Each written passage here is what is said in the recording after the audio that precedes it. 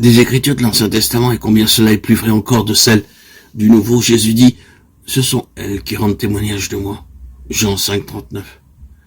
Oui, la Bible tout entière nous parle de Jésus-Christ, le Rédempteur, celui en qui sont concentrées toutes nos espérances de vie éternelle.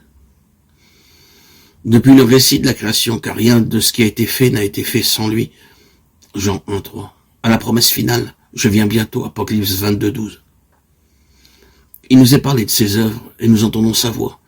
Si vous voulez apprendre à connaître le Sauveur, étudiez les Saintes Écritures, remplissez votre cœur des paroles de Dieu. Elles sont l'eau vive qui étanchera votre soif ardente. Elles sont le pain vivant descendu du ciel. Voici la déclaration du Sauveur. Si vous ne mangez la chair du Fils de l'homme, et si vous ne buvez son sang, vous n'avez point de la vie en vous-même. Et il s'explique en disant, les paroles que je vous ai dites sont esprit et vie. Jean 6, 53, 63. Nos corps sont formés de ce que nous mangeons et buvons. Il en est de l'économie spirituelle comme de l'économie physique. C'est ce que nous méditons qui donne de la vigueur et de la force à notre nature spirituelle. Le thème de la rédemption est celui dans lequel les anges désirent plonger leur regard. Il sera la science et le chant des rachetés pendant l'éternité. Ne mérite-t-il pas d'être étudié attentivement dès maintenant? La miséricorde et l'amour infini de Jésus-Christ, le sacrifice accompli en notre faveur. Voilà quel doit être le sujet de nos réflexions les plus sérieuses et les plus solennelles.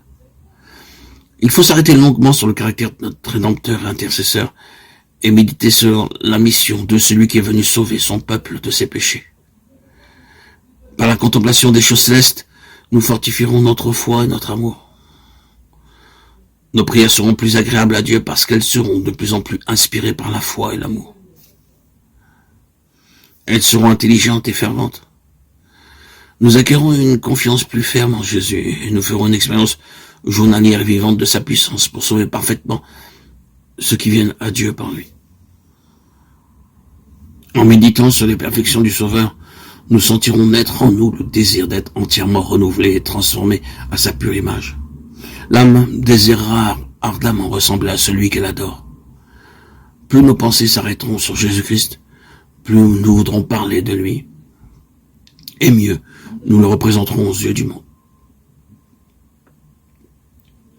La Bible n'a pas été écrite pour les savants seulement. Elle a au contraire été écrite pour le peuple. Les grandes vérités fondamentales du salut y apparaissent aussi claires que le jour. Ce ne sont pas ceux qui la lisent qui risquent de tomber dans l'erreur ou de s'égarer, mais ceux qui veulent suivre leur propre jugement au lieu de la volonté de Dieu clairement révélée.